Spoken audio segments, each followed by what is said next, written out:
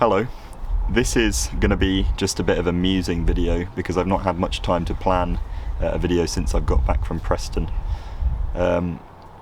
Things should be back to normal from now. You know, I should be releasing about a video a week, and I should have more time to plan them, so they should be more, you know, cohesive.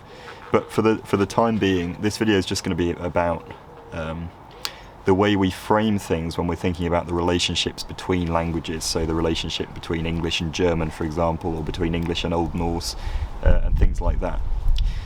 In a lot of academic journals, in a lot of my videos and things like that, you will often see the Germanic languages or the West Germanic languages presented on a kind of family tree type thing, where one branch diverges into two branches, diverges into two or three more branches.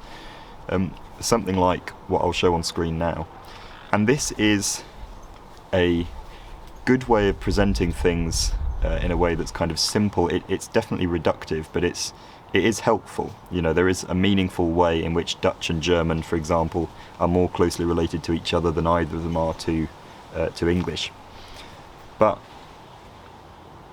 in order to use these kinds of diagrams, it's helpful to know their limitations, and it's helpful to know the ways in which they are reductive.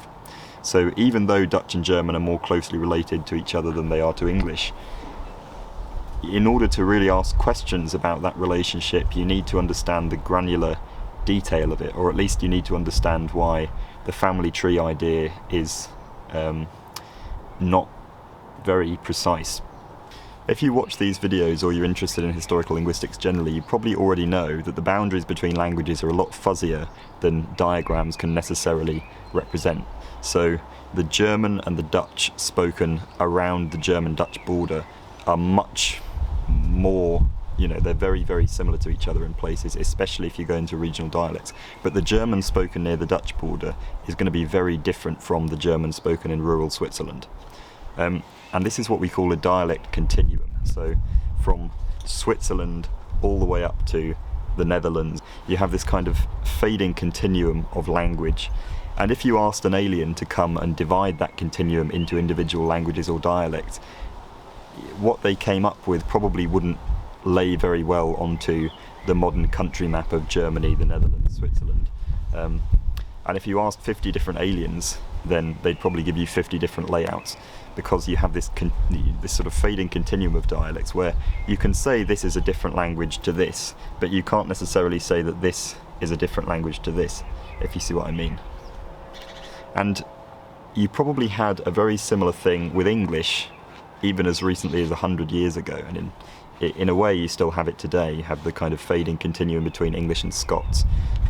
You have some very out there regional dialects, and when I say out there, I mean in relation to standard English. Of course, it's just different ways of speaking. There's no way in which one is really more out there than another. But up until around 100 years ago, you had a very stark kind of dialect continuum in the UK, with, you know, southwestern dialects fading into southeastern dialects, fading into Midlands dialects, into northern dialects, into Scots. And again, if you asked an alien to divide those up into dialects and languages, they probably wouldn't give you anything that looked like what, you know, how a modern person would draw out the map. Let's cast our minds back about 1,500 years to when various northwestern European people were moving across to Britain. What you'll see in textbooks is that four groups, the Angles, the Saxons, the Frisians and the Jutes, came across, settled in their own places, and then that marks the start of the early medieval period. But any account of this stuff comes from decades or centuries later, so we don't really know much of the political detail of what exactly was going on at the time. We don't know if there were more groups than this. We don't know whether these groups liked each other or how they saw themselves in relation to each other. Evidence from material culture suggests that there were regional differences between them from very early on, but do material culture differences translate to linguistic differences? Did the Angles, the Saxons, the Frisians and the Jutes speak differently to each other, and how does this show up on a family tree-like sort of diagram? Well, we can go over what we know.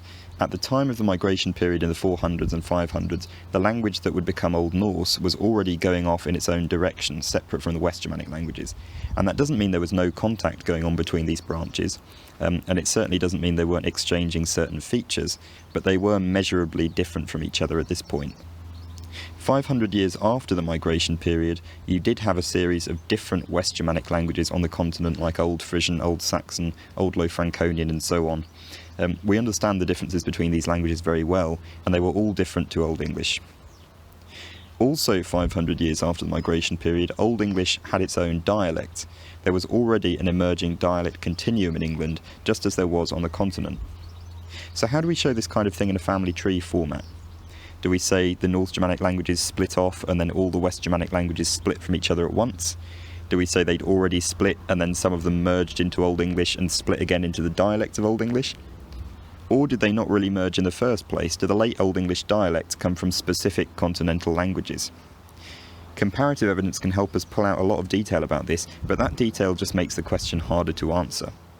Certain dialectal differences in vowel development seem to have happened after the migration and be English specific, and certain things like palatalization and the fronting of the vowel seem to have happened in English and Frisian, which might suggest a closer relationship between those two languages. And then certain Old English dialects avoided some of that palatalization, which suggests they might have come from a continental language that didn't have it. So you have this weird mishmash of features, and you really can't pull a family tree out of it easily.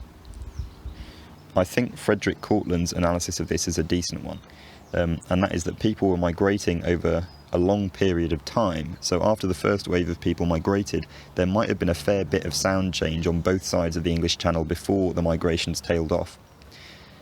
So as a hypothetical example of what this might have looked like, let's say the first wave of people had no palatalization and they slowly spread through the country.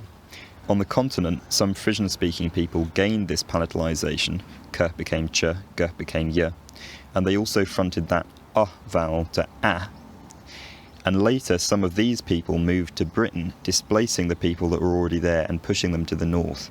And now you have some people with palatalization and some people without it.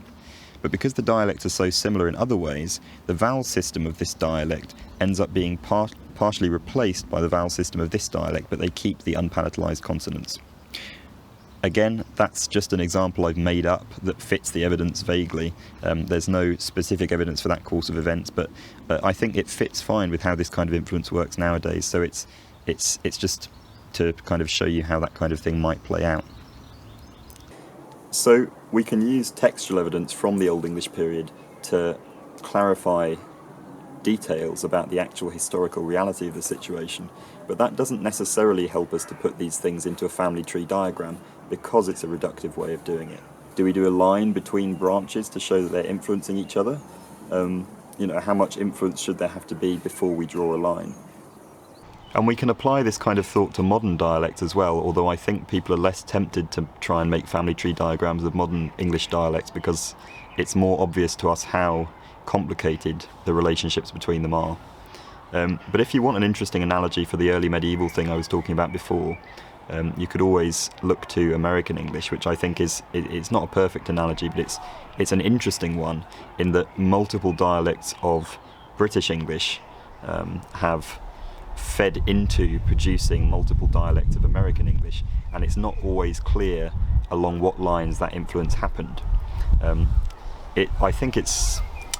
I suspect that most American English dialects get most of their phonology from sort of 17th and 18th century southeastern English dialects, and I'll explain why in an upcoming video. But there are plenty of things that don't come from southeastern English dialect.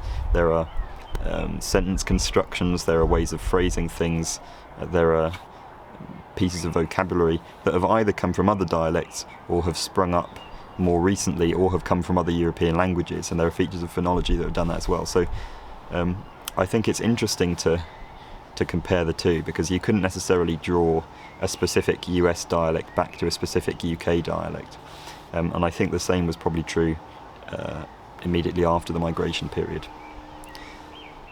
Was there anything else?